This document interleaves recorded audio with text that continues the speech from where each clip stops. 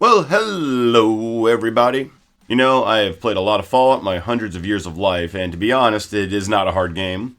I love it, but it's not exactly challenging when you have a good build and some know-how. So I set out to find a way to play the game differently, and that is when it was suggested to me to have my chat give me any character and to build it in-game as close to thematically correct as possible. So, without further ado, here's how to make Maleficent in Fallout 3.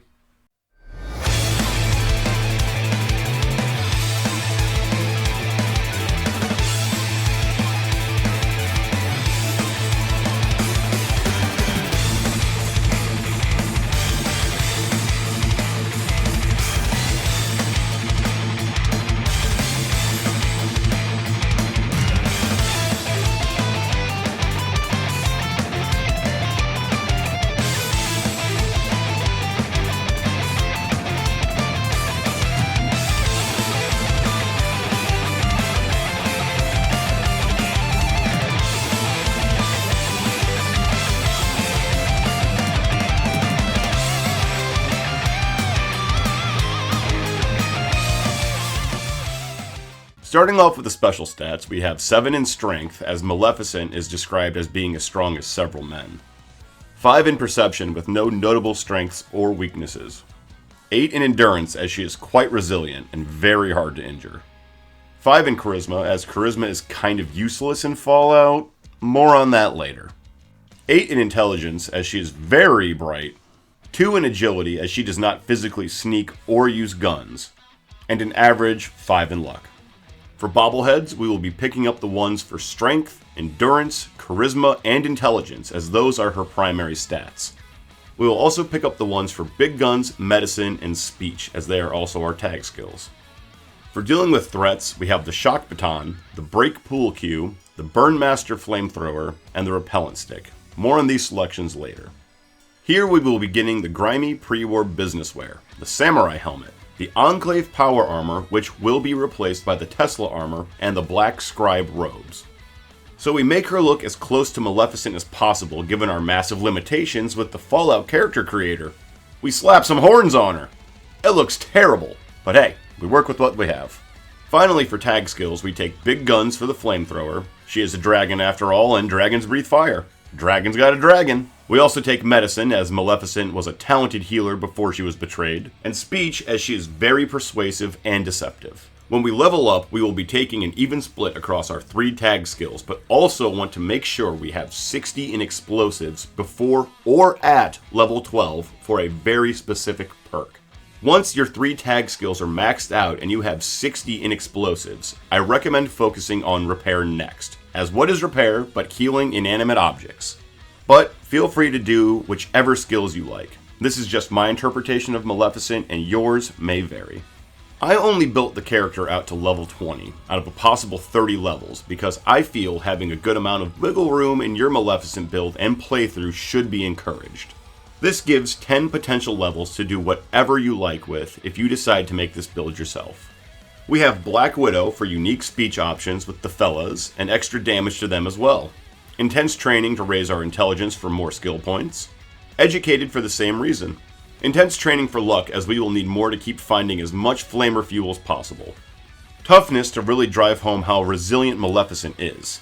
Bloody Mess for extra damage. Scrounger to help find more flamer fuel when we go dragon mode. Intense Training for charisma, as we have perks that require a 6 in the stat. Animal Friend, as Maleficent is a fey creature and at harmony with nature. Child at Heart for more speech options. Pyromaniac for more fire/dragon damage. Finesse for even more criticals. Life Giver to once again improve how resilient Maleficent is. Intense Training for perception so we can have a score of 6, so we can then take better criticals for even more damage. Intense Training in strength, and then luck twice to really round her out. And finally, Grim Reaper Sprint, so we can just use VATS all day long, and it is one of the most broken perks in this entire game. I went with Dogmeat and Jericho, as Maleficent does have a servant in the live-action film and an animal companion in the animated film. I let chat decide, and they told me both. And I am nothing if not a man of the people. Dogmeat doesn't require anything special, as he is the bestest boy, but we do need to have a negative karma to recruit Jericho, because he's just that kind of guy. We are evil anyway, so no issues there. When playing Maleficent, use your flamer as much as possible to really have fun with the dragon aspects of the character. She's also equipped with a staff, i.e. a pool cue, and a magical electrical wand, i.e. a shock baton. I do recommend hotkeying your clothes and armor so you can easily be a normal evil queen, but then go dragon mode at the drop of a hat when things need a flamin'.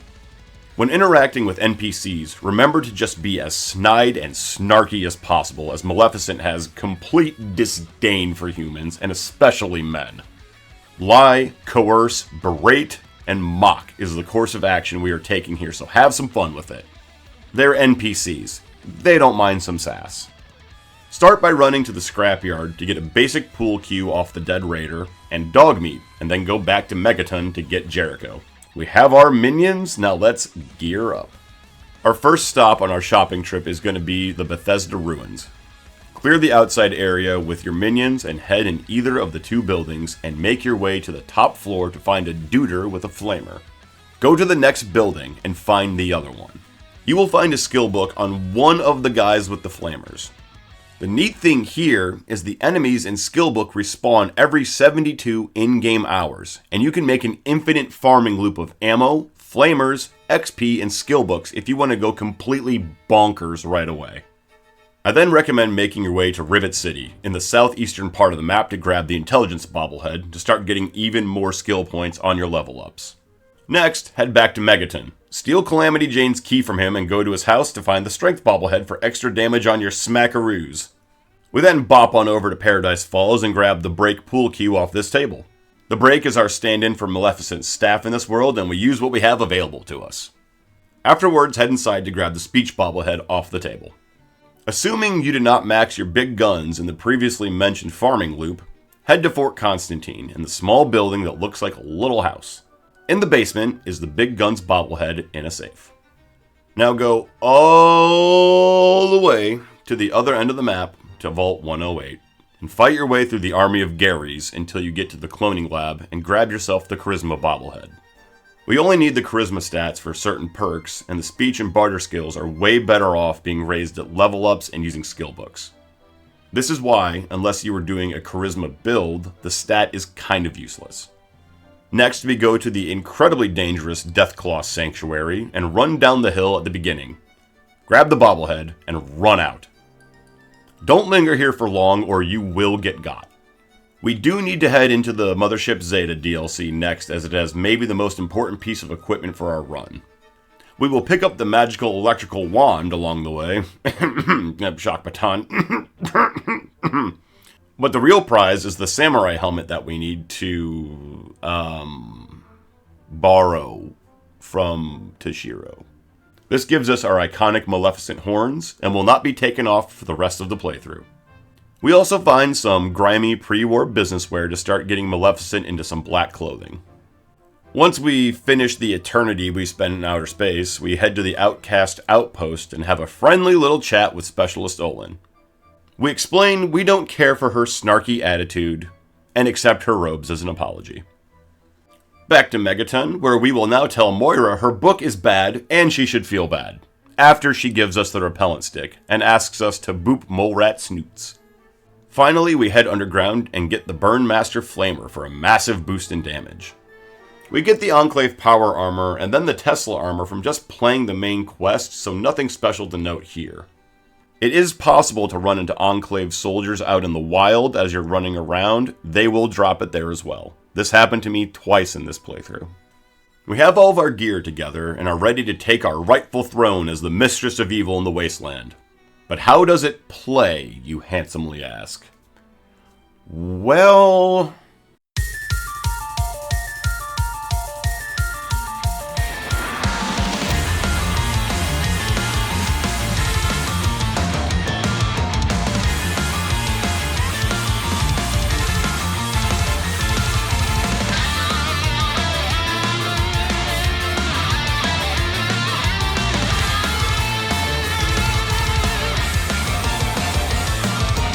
she's broken. Like actually broken. You may actually have to increase the difficulty of the game to keep it interesting for you.